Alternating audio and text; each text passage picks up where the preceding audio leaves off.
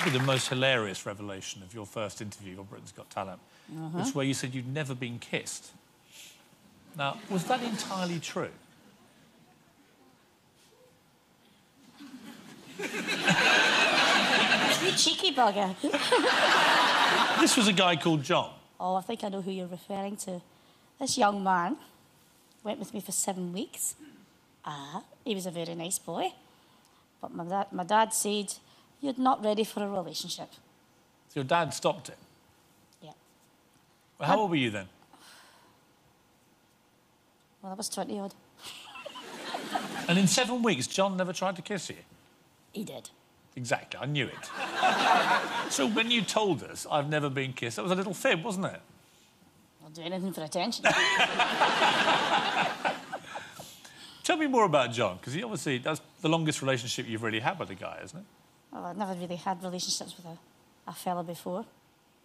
And at that particular time, he was my first love. My first love.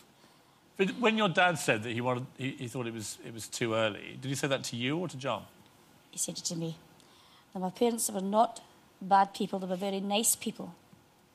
And I think they wanted to protect me. They didn't want me to be hurt, because they weren't sure of how I would react emotionally. Do you hope that one day you will settle down with another nice man? When the right guy comes along... Well, they must be chucking themselves at you now, aren't they? Oh, come off it. What do you think I am? Behave yourself. No, but I'm not saying it's your fault. I'm just saying they must be. If they saw me without my teeth, they'd get a laugh, I'll tell you. No, I don't think they... But do you get fan mail from men? Quite a few of them, I've been... Proposing marriage and stuff? I got one Egypt once. What did the Egypt say? Well, the photograph said it all. Susan Magdalene Boyle, international superstar. Let's go back to where it all began. In West Lothian in 1961, at the age of 45, Bridget Boyle gave birth to Susan. The youngest of 9, she suffered brain damage after her mother had an emergency caesarean. I remember the doctor saying that, she will have learning difficulties, she'll have an emotional problem, we shouldn't expect too much, she won't excel, she can't handle disappointment very well. I think my mother actually placed all her trust in doctors, and what they said, that was it, that was gospel. Both Mum and Dad, especially my mum, to a large extent cotton-wooled Susan. My mother treated her as just that wee bit slower than everybody else. And because she was slower, people used to think outside, oh, she's different. So my mother would actually protect her more. I do think my mother cocooned her too much. She made us, as a family, I don't know if Susan realises this, but Mum did ask us, particularly, would we ensure that we look after her when Mum's not here? When Susan started at school, there was something different about her. Doctors soon diagnosed hyperactivity, which at the time was treated as mental illness. Yeah, she was hyper, of course she was, but I think it was a personality thing that she had rather than some sort of mental illness, because when she went to school, as we all did, she learned exactly the same as everybody else does. Susan did well academically, but the other kids picked up on her supposed illness. They did call her Susie Simple. I think that was because she was always on her own, always, and if she'd been with friends, and I don't think they would have done that, but she was always, and they picked on her. But Susan, unfortunately, being the last of the line, was at school on her own. Now, by that, I mean she didn't have a brother there at the time, or an older sister, and it can sometimes be very difficult. I used to always say, run, Susan. And it was a shame, because if they ever caught up with her, they would either throw muck at her or throw stones or push her down the side of the grass verge where it would be all muddy. As Susan grew up, she tried to fight back. Susan was a tough cookie. She would chase them. She would give them a run for their money. And that was one of the reasons that she always got picked on. And in the end, she'd be crying. It was a shame. And she seemed to get it from every generation. They would grow up and go away, and their kids would come along, and there was Susan again, still on her own, and they would pick at her and shout names after her, and it was a shame.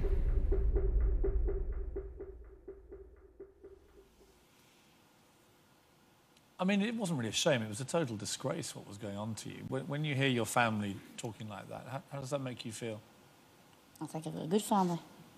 Very protective of you. I think they're very protective and very loving. It's just a shame that other people couldn't have parents who showed them good example. 'Cause that's all it was, just the way their parents brought them up. At that time, I was easily made cry. There's nothing worse than psychological cruelty. Like what kind of thing? Well, from name calling to snide comments behind your back. Just basic things like sort of jibing at you all the time, stuff like that. What are the jibes that have always really got to you? Somebody called me a retard once. That's not true. And these people can't help the way they are, and they attract more love. Now, they used to do that to me when I was younger. They used to say, oh, Susan's a bit of a dumbbell at school, a bit of a dunce, you know, because she was slower.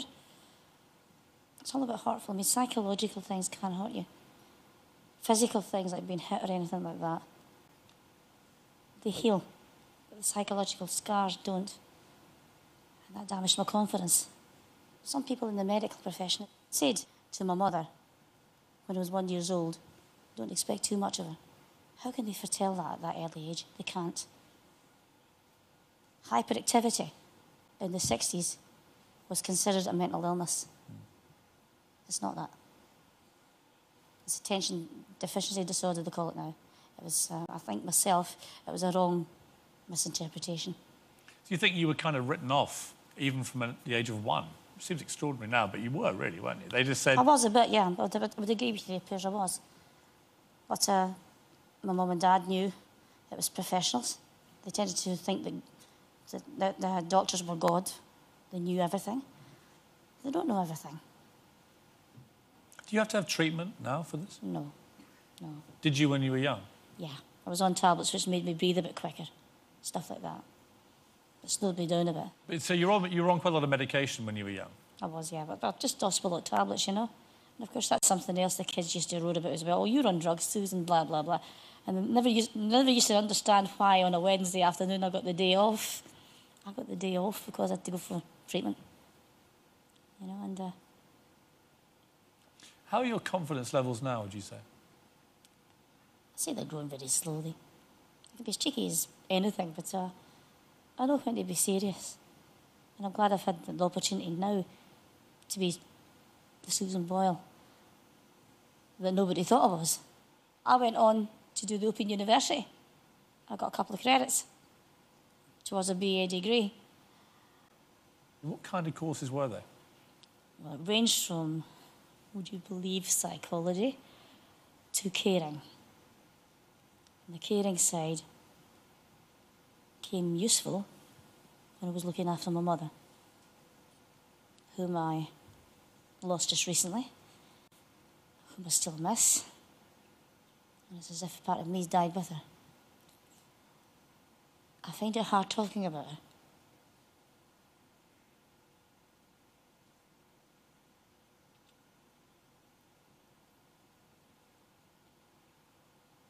But I believe she's still here spiritually, and that she's guiding me. The great irony of your relationship with your mother was that she was always the one that believed in you. She was always the one that thought you could make something of yourself, because she saw the real Susan. And yet she died before any of this happened. She never saw it happen. She sees it. She sees it. She's there, you just can't see her. Her presence is there, yeah. And I feel her every day with me. I mean, I remember the show feeling they had to try and get you the best medical attention they could possibly get. I just felt as if I'd been dumped. And that's probably the most frightening experience I've ever been through.